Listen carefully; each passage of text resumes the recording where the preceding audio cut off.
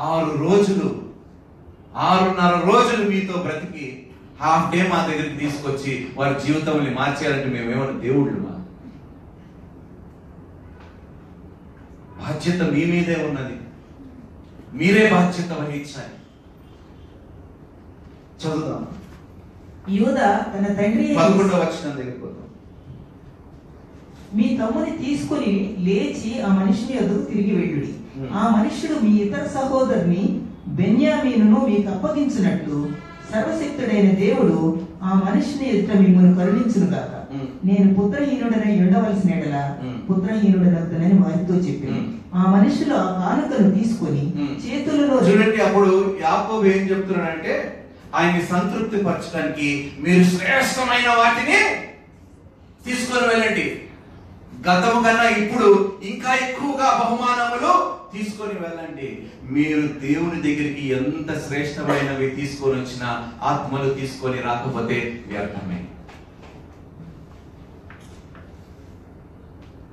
ద్వితీయోపదేశ కాండంలో అంటాడండి, 10వ అధ్యాయంలోని ఒక వచనం ఉంటుందండి, చాలా గొప్ప వచనం ఉంటుంది. ఐ థింక్ 16th verse ఏదో ఉంటుంది.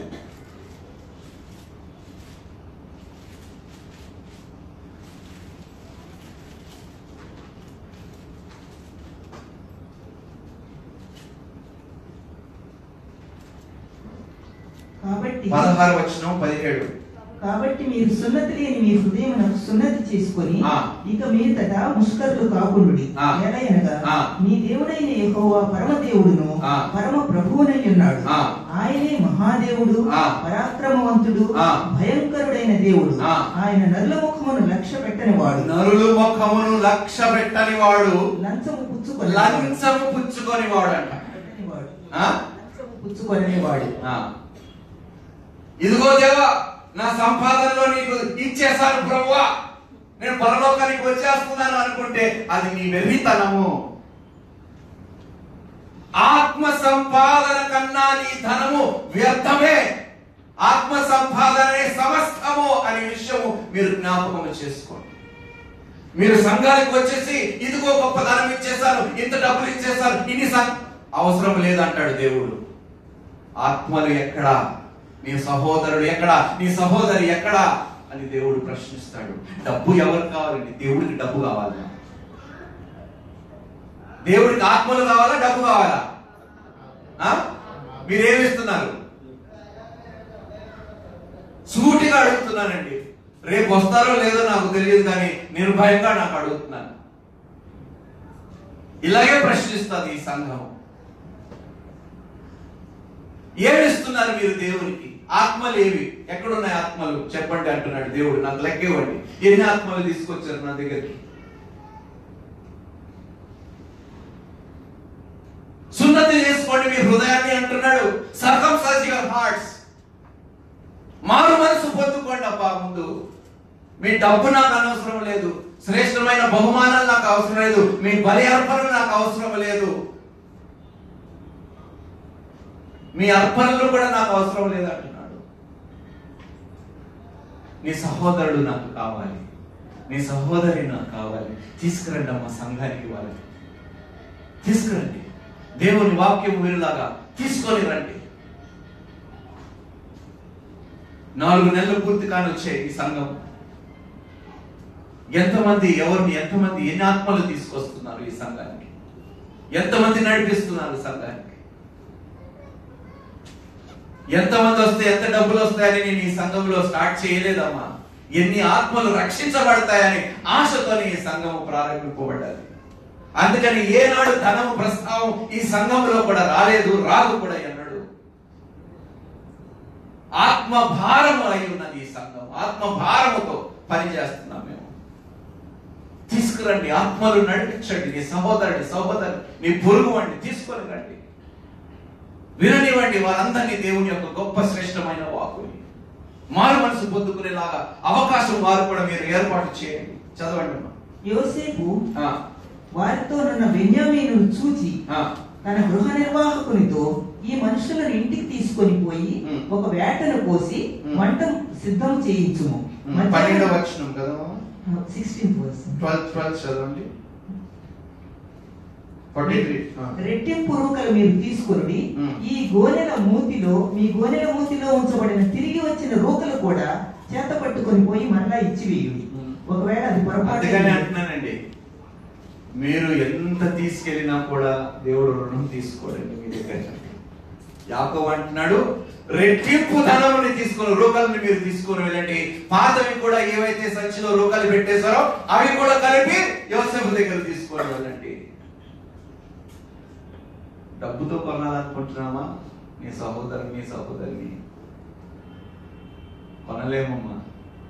ప్రేమతో మాత్రమే మనం ఎవరినైనా జయించగలవు, డబ్బుతో కాదు. డబ్బు ప్రేమని కొనగలుగుతుందా? చెప్పండి అమ్మా.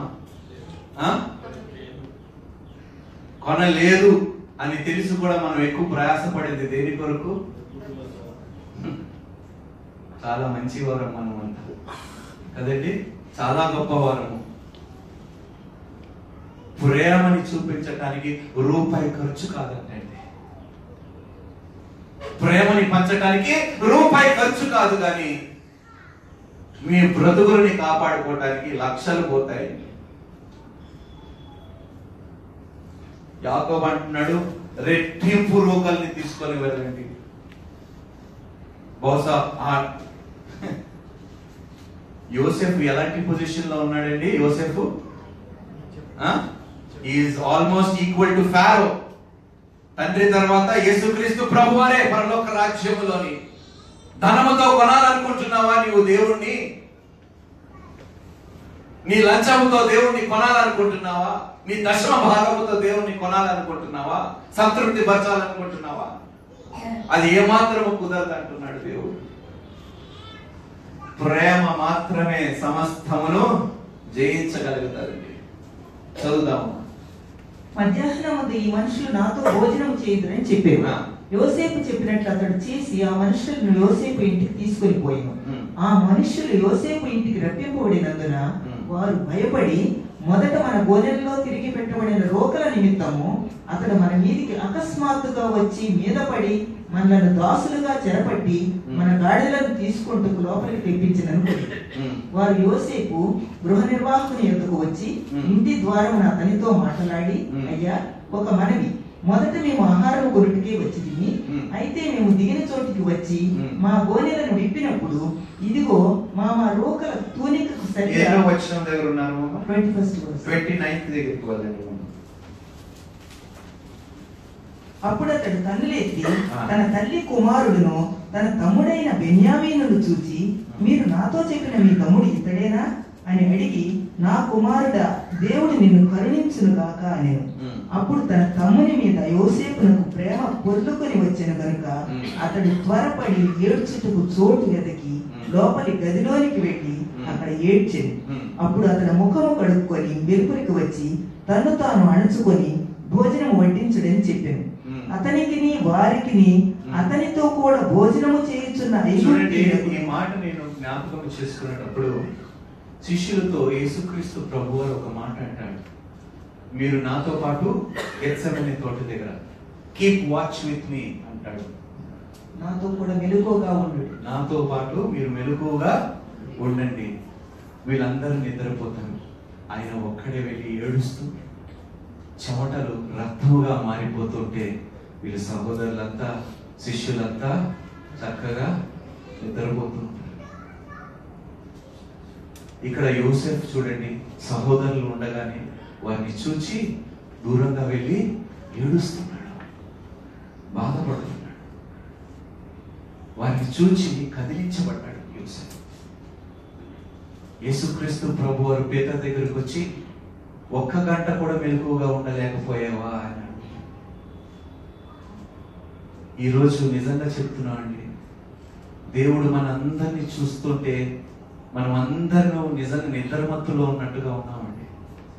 ఎవరి పనిలో వారు బిజీగా ఉన్నారు, ఎవరు వృత్తిలో వారు బిజీగా ఉన్నారు, ఎవరు వ్యసనాల్లో వారు మునిగిపోయి ఉన్నారు. వారందరినీ చూచి దేవుడు ఏడుస్తున్నాడు. నా సహోదరులు నన్ను గుర్తుపట్టడం లేదు. ఈరోజు దేవుణ్ణి ఎంతమంది గుర్తుపడుతున్నారో కూడా నాకు తెలియదు. నిజంగా నీవు దేవుణ్ణి గుర్తుపడితే, దేవుణ్ణి ఎరిగిన వాడైతే నీవు దేవుని యందు భయభక్తులు కలిగి ఉంటావు. దేవుడు నిన్ను చూచి ఏడవడమ్మా, దేవుడు నిన్ను చూచి ఆనందిస్తాడు. ఈయన నా ప్రియ కుమారుడు, ఈయన యందు నేను ఎంతగానో సంతోషిస్తున్నాను, ఆనందిస్తున్నాను. కానీ వారి సహోదరుల్ని చూచినప్పుడు కదిలింపబడ్డాడు. మూలకు వెళ్ళి యోసేపు ఏడ్చాడు. యేసుక్రీస్తు ప్రభువారు కూడా ఒంటరిగా వెళ్ళి ఏడ్చాడండి వారి సహోదరుల కోసం, వారి ఇంటి వారి కోసం, ఇశ్రాయేలు ప్రజల కోసం ఒక్కడే వెళ్ళి మూలలో ఏడుస్తూ చెమట రక్తముగా మారిపోయేంత ఏడ్చాడండి. ఎవరి కోసం తెలుసండి? వారి సహోదరుల కోసం, వారి ఆత్మల కోసము. ఈరోజు ఎంతమంది నిజంగా ఆ విధంగా ఎంతమంది ఒకవేళ మన ఇంట్లో సహోదరుని చూచి వారు నశించిపోతూ ఉంటే వారిని చూచి నిజంగా ఏడ్చి మనం ఎంతమంది కన్నీటితో ప్రార్థన చేస్తున్నామండి? ఎంతమంది ఆ విధంగా కదిలింపబడుతున్నాము? ఎంతమంది ఆ విధంగా భారము కలిగి ఉన్నారు సహోదరుల పట్ల, సొంత కుటుంబీకుల పట్ల? వారిని చూచి వెళ్ళిపోయి, దేవా ఈ ఆత్మ నాకు కావాలి ప్రభువా, వారు నాకు ఏమి చేసినా పర్వాలేదు, నన్ను మోసం చేసినా పర్వాలేదు, నన్ను తిట్టినా పర్వాలేదు, నన్ను ఏమి చేసినా పర్వాలేదు, ప్రభువా వారు రక్షించు ప్రభువా, ప్రభువా వారిని కాపాడు ప్రభువా, ప్రభువా వారి ఆత్మను నీ దగ్గరికి చేర్చుకో ప్రభువా అని ఎంతమంది నిజంగా వారి సొంత సహోదరుని, సొంత ఇంటి వారిని చూచి ఈ విధంగా ఏడ్చి భారం కలిగి ఏడుస్తూ ప్రార్థనలు చేస్తున్నారు. యేసుక్రీస్తు ప్రభు వారు చేశారు, సొంత ఇంటి వారి కొరకు ప్రార్థనలు చేశారు. ఈ రోజు మనం ఎంతమంది మన ఇంటి వారి కొరకే మనం ఏడుస్తూ ప్రార్థనలు చేస్తున్నాం? నన్ను మోసం చేశావు నువ్వు, నీ మొక్క నాకు ఎప్పుడు? ఇదేనా ప్రేమ? ఇదేనా క్రీస్తు ప్రేమ? కీడు చేసేవానికి మేలు చేయి అంటున్నాడు దేవుడు. ఎంత కీడు చేశారండి యోసేపుకి? 13 సంవత్సరాలు చేయని తప్పు కోసము శ్రమలు అనుభవించాడు. ఏ తప్పు చేయకుండా అన్ని శ్రమలు క్రీస్తు నీ కొరకు అనుభవించాడు.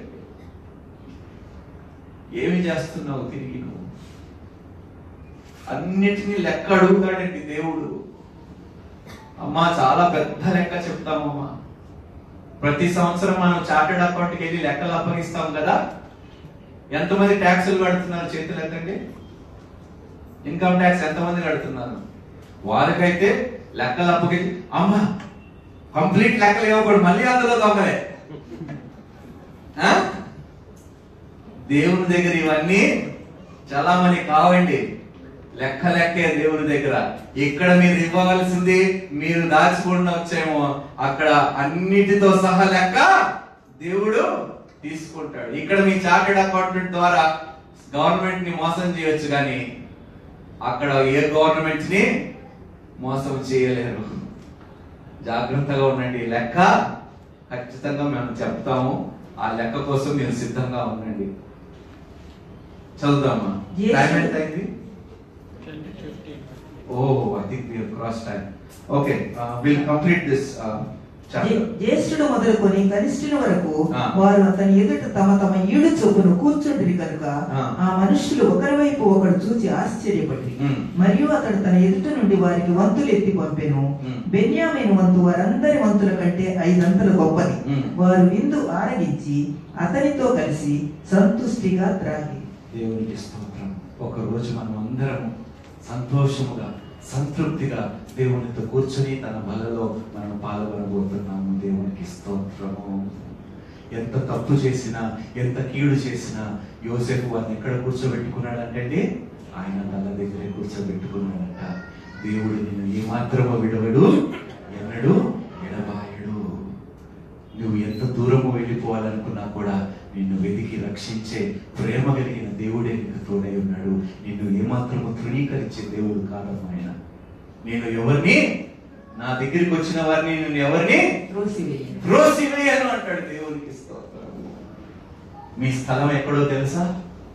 దేవుని రాజ్యములో, ఆయన బల్ల దగ్గర. దేవునికి స్తోత్రము. ఆ రోజు రాబోతుంది మన జీవితంలోని. దాని కొరకే మనము మెలకుగా ఉండి వేచి చూద్దాము, నిరీక్షణ కలిగి ఉన్నాము. మన విశ్వాసముని మనం కోల్పోకుండా విశ్వాసములో మనం కొనసాగుదాము. మరి కొద్ది మాటలు దేవుడు దీవించిన దాకా 2 నిమిషాలు మీ యొక్క కుటుంబీకుల కొరకు మీరు ఆలోచించండి. మీ కుటుంబంలో ఎవరైనా ఉన్నారా? మీరు ఇంకా ఎవరినైనా కోపగిస్తున్నారా, ద్వేషిస్తున్నారా? వారి కొరకు ఈ క్షణము తీసుకొని ప్రార్థించండి. సంఘంలో వారిని జ్ఞాపకం చేసుకొని మీ ఇంటి వారిని తలుచుకొని, అయ్యా నాకు కీడు చేశారు, నన్ను అవమానపరిచారు, నాయన తండ్రి అబద్ధపులు నిందతోని నాయన ప్రభువా నన్ను హేళన చేశారు. నాయన ఈ రోజు నేను సమయము నీకు నాయన తండ్రి నేను వస్తున్నాను నీ దగ్గరికి, క్షమాపణ వారి కొరకు కోరుకోవడానికి నేను వారిని క్షమిస్తున్నాను నాయన ప్రభువా అని 2 మాటలు ప్రార్థనలో చేయండి. మీ కుటుంబీకుల్ని రక్షించాలని మనస్ఫూర్తిగా దేవుణ్ణి అడగండి.